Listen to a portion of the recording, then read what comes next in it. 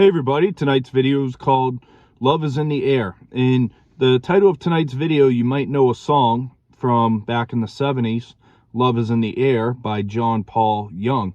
And it sounds something like this. Love is in the air, everywhere I look around. And, look it up for your own. I'm not going to sing it to you. But tonight we continue our pass-through study here and our new kickoff study through this very short book, Song of Solomon, where we're going to be looking at these lovebirds continue to share their praise of one another. So, no further holding back, we're going to read verse 1. It says, I am the rose of Sharon and the lily of the valleys. So we see the maiden's description of herself to her beloved. And for those who allegorize the book, they argue that this reflects Christ's great beauty and glory. And for example, as I mentioned in our last study Saturday, Charles Spurgeon held to an allegorical view of this book. In Rose of Sharon, it describes a flower found in the Sharon, which was a low coastal plain stretching south of Mount Carmel in the northern part of Israel. And Sharon was a very fruitful place, and that was where David's cattle were fed in 1 Chronicles 27, verse 29. And Sharon is mentioned as a place of excellence in the book of Isaiah 35, verse 2, and as a place of flocks in Isaiah 65, verse 10. In verse 2, it says, like the lily among thorns, so is my love among the daughters. So the beloved gave his maiden the gift of feeling preferred. And she was the flower and other women were just thorns. In verse 3, like an apple tree among the trees of the woods, so is my beloved among the sons. I sat down in his shade with great delight, and his fruit was sweet to my taste. So we see that they both praise each other as standouts among their peers. And the maiden now describes her beloved as being like a large, healthy, and life-giving apple tree. And the remainder of the chapter, it's going to consist of the maiden in a dream or like a daydream, thinking about her beloved and the love that they shared and will share. And in verse 4 through 7, he brought me to the banqueting house, and his banner over me was love. Sustain me with cakes of raisins, refresh me with apples, for I am lovesick. His left hand is under my head, and his right hand embraces me. I charge you, O daughters of Jerusalem. By the gazelles, or by the does of the field, do not stir up nor awaken love until it pleases. So we see the scene here continues outdoors. And this house of wine symbolizes the vineyard, just as the beams and rafters of chapter 1, verse 17 refers to the forest. And as a military flag indicates location or possession, so Solomon's love flew over his beloved one. And in verse 5, raisins, or raisin cakes, they're so associated everywhere or elsewhere in the Old Testament with religious rites, sometimes even in a pagan context, such as 2 Samuel 6:19, Hosea chapter 3, verse 1.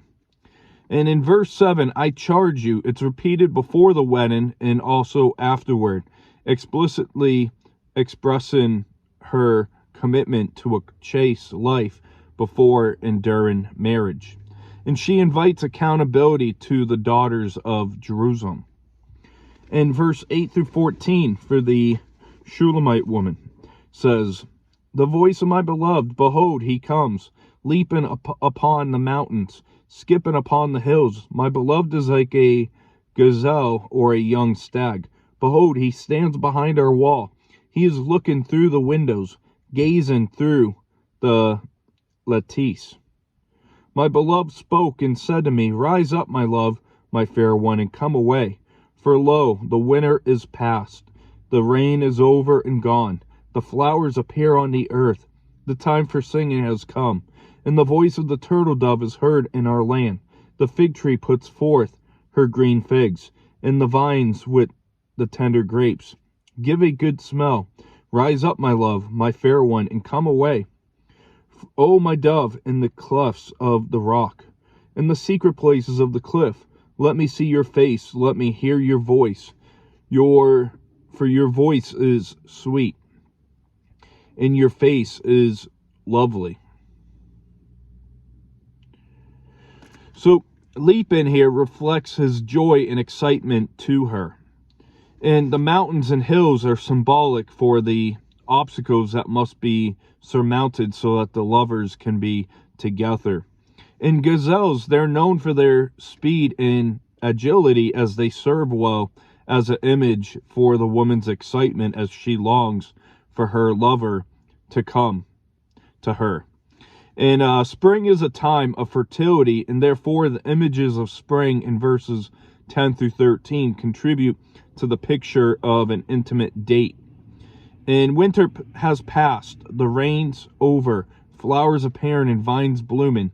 Use springtime as a picture of their robust, growing love for one another. And in verse 14, it's best taken as continuation of what Solomon said, as quoted by the Shulamite. And I don't know about y'all, but I'm happy spring has finally arrived. I know it doesn't look like it with my winter coat and winter hat out in the Northeast up here, but we are in the calendar season of spring now. And over the next course of, a month, 2 months, all around us up in the north here, we're going to have different types of flowers growing in the ground and all that. And the human voice has the amazing ability to communicate and connect. And just hearing a human voice can give us information about a person's height, right? If I'm talking to you and you can't see me in a very, pitch dark place, you can have a pretty good sense of what height I am based off the travel of the voice. You can tell a person's weight. A lot of times, people that are overweight, they'll have a softer type voice. Shape, their sex, their age, occupation, sexual orientation, right? All these things. You could tell a difference between an elderly man speaking versus, a 20-year-old male, or vice versa. Occupation, that's a fun one to think about, because some people, they just have a way they talk based off what they do for a living. Sometimes cops go home and they say 10-4 to their wives. And sexual orientation I hit on right here, and obviously I don't think we really need to explain that. People that are gay men, they typically have a flamboyant voice. Lesbians, they can have a very deep, manly kind of voice, and so on and so forth. Health. Some people lose their voice when they're, in a very unhealthy condition. Sobriety. Listen to a drunk talk, and you'll know what I'm talking about. Tiredness. When I'm tired, I speak different than when I'm awake. Social class.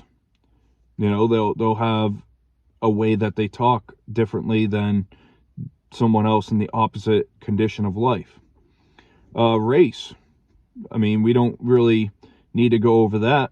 There's, different words that are used by different races that will, point out their race. Education. People in college should be able to speak better than someone that isn't. Financial status and truthfulness. And, truthfulness actually falls into like bodily language. You can actually go through training and be able to pick up the cues of when someone's lying to you. But moving on here, verse 15 says, "Catch us the foxes, the little foxes that spoil the vines, for our vines have tender grapes." So perhaps, as she literally did in the vineyards, Solomon wanted her to do by an analogy in their relationship, to remove those things in their relationship that would spoil their blossoming love. And it could also be thought of as let us. The little foxes are those who threaten their relationship. And some will argue of the meaning of foxes right here. And little foxes likewise can come between spouses. An uncontrolled desire that drives guilt and mistrust can be a fox. Mistrust of jealousy that strains or breaks the bond of love. That's a strain of fox. Selfishness and pride that refuses to acknowledge wrong and fault to one another. That can be a fox in a marriage. And lastly, an unforgiving attitude that won't accept an apology is a fox. And so the job of catching foxes is teamwork. And notice the us in verse 15. It says, catch us, the foxes. So one partner in the relationship can't expect the other to do it all. And the maiden's idea is that their relationship is both precious and vulnerable. And we need Christ in our marriages as protection. We have an enemy out there that is a fox. And we got others that want to see your marriage fail. And verse 16, 17 says, my beloved is mine, and I am his. He feeds his flock among the lilies, until the day breaks and the shadows flee away. Turn, my beloved, and be like a gazelle or a young stag upon the mountains of Bether. So just a side note here, Charles Spurgeon preached 8 sermons on just verses 16 and 17 alone. In verse 16, my beloved is mine and I am his, clearly expresses the sanctity of a monog-omos relationship that's built on mutual love. And he grazes among the lilies is metaphoric for love making. And many people, they think that the key to finding love is to find the perfect person. I hate to be the one to break it to you if you haven't caught on yet. There are no perfect people. And it's more of a matter of finding the person who belongs to you and finding the person that you belong to. And Charles Spurgeon preached in allegory here that we belong to Jesus and that we are his beloved. And he made 4 points in this. 1, I am his by the gift of his Father. Number 2, I am his by purchase, paid by his own life. Number 3, I am in conquest. He fought for me and won. Won me. And 4th, I am his by surrender because I gave myself to him. So that's points that Charles Spurgeon made on the text right here. But we're going to wrap up here. And tonight we look at the maiden describe herself to her beloved. And the beloved responds to the maiden in verse 2. And we see that the maiden enjoys the love and presence of her beloved. She longs to be with him in verses 4 through 7. And the maiden thinks about the provision and intimacy she has found. In verse 8 through 14 shows the maiden happily thinks over a visit from her beloved. And we see in verse 15 that the maiden warned of the little foxes that could come between them, that they must be vigilant against enemies. And the chapter, it ends with the maiden thinking about her beloved. And, I just want to reemphasize the point I made here shortly ago, that most people think that the key to love is finding the perfect person. But that is not what it's about. It's about finding the person that belongs to you and you belong to them. So that's going to wrap up tonight's video. We'll see you next as we look at a troubled night leading to a glorious wedding procession. So I hope you have a great rest of your evening. God bless, and we'll see you for our next study.